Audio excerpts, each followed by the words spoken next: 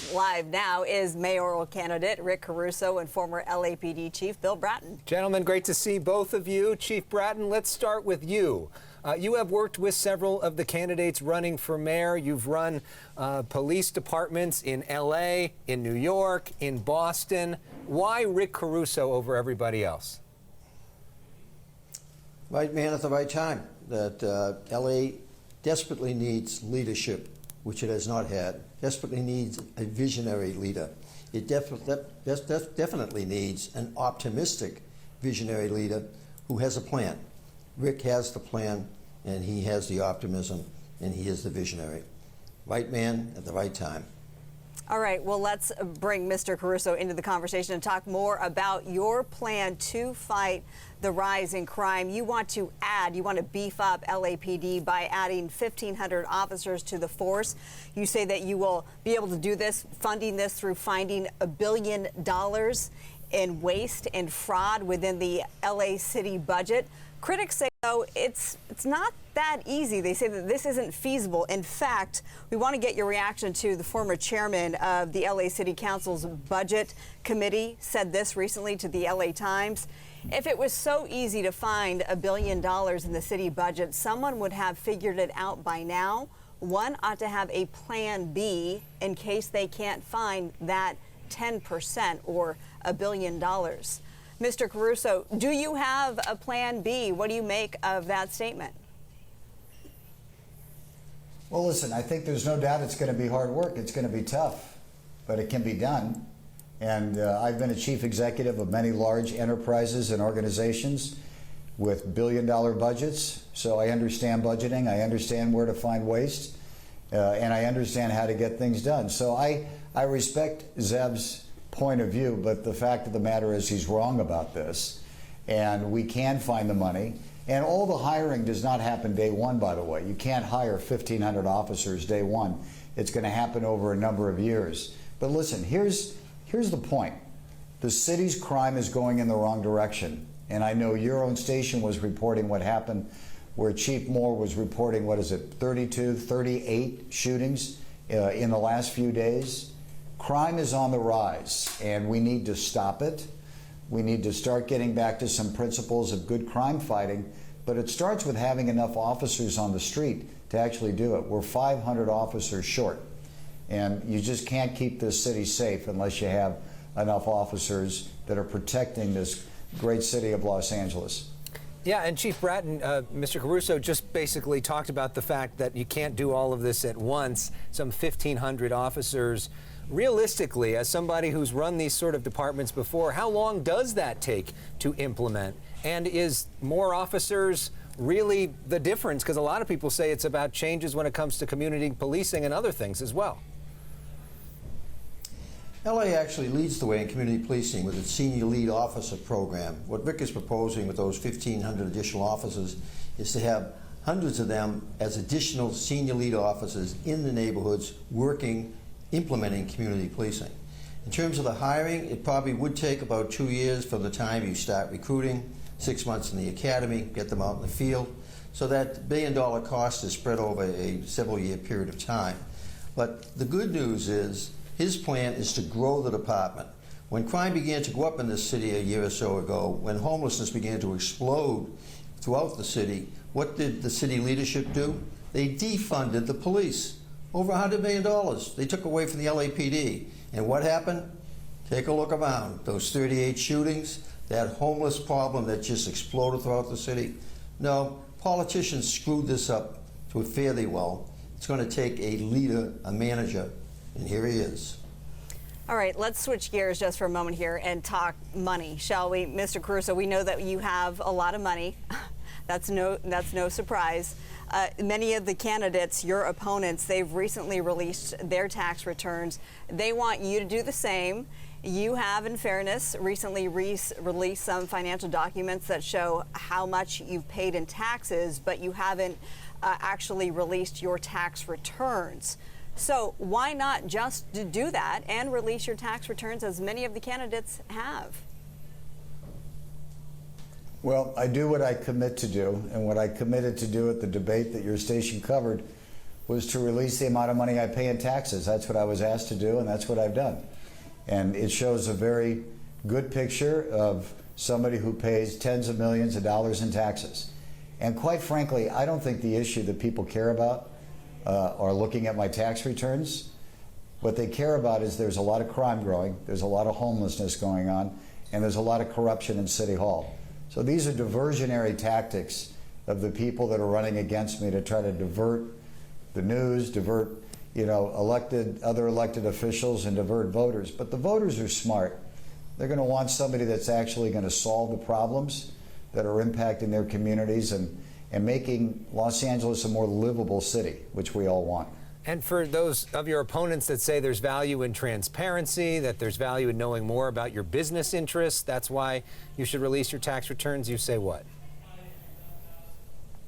I say look at my Form 700, which is the form that every candidate has to fill out. It's probably the most robust form that's ever been filled out. It details every interest I own in every company, every stock that I own, and it's for public viewing. It's available to the public, and we made that early on when I filed my candidacy. So I have been very transparent.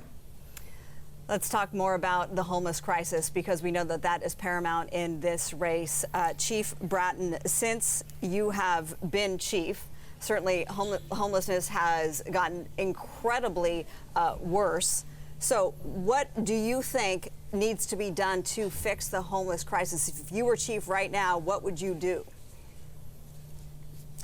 Well, Rick has talked about what he would do, which is more important than what the chief of police would do, because as the mayor, you direct all city resources to deal with this problem. And this problem is not just a police problem. It is a humane problem, dealing with the emotionally disturbed, the narcotics addicted, and the growing population is significantly that of families. So Rick is going to approach this problem in a humane way, using all city agencies to focus on it in a collaborative effort. Part of the problem has been in the past, it's been scattered among various city agencies, overlapping, big gaps.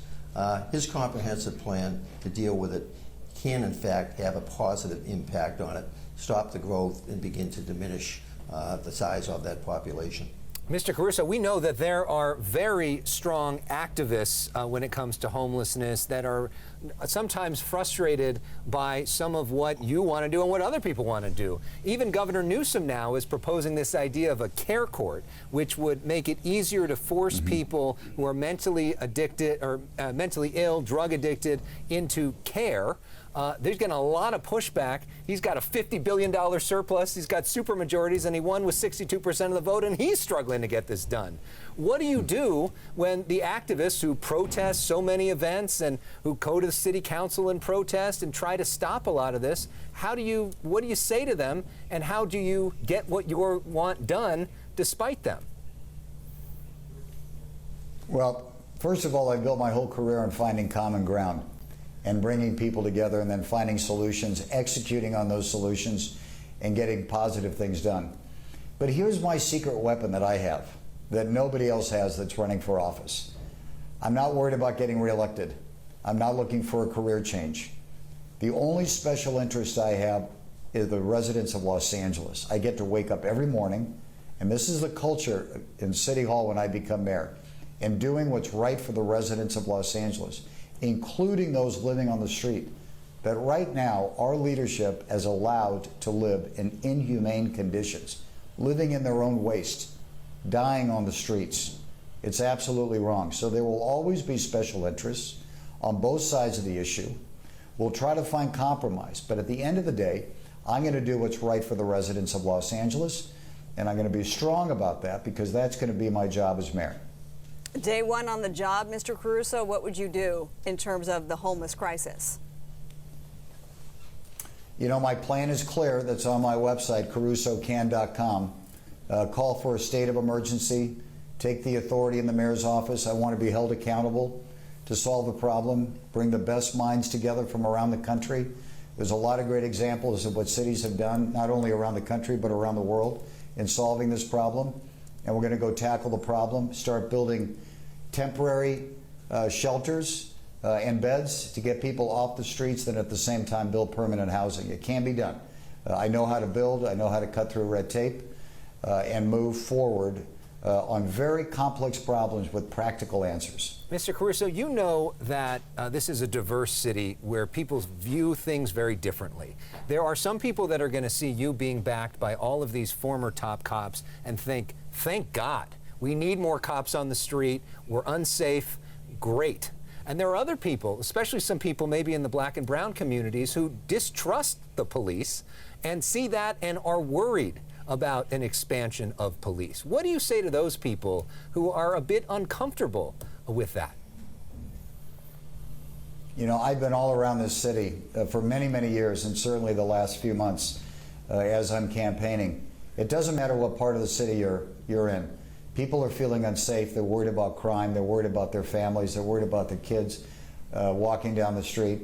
The man next to me, when he was chief of police, he brought this city together.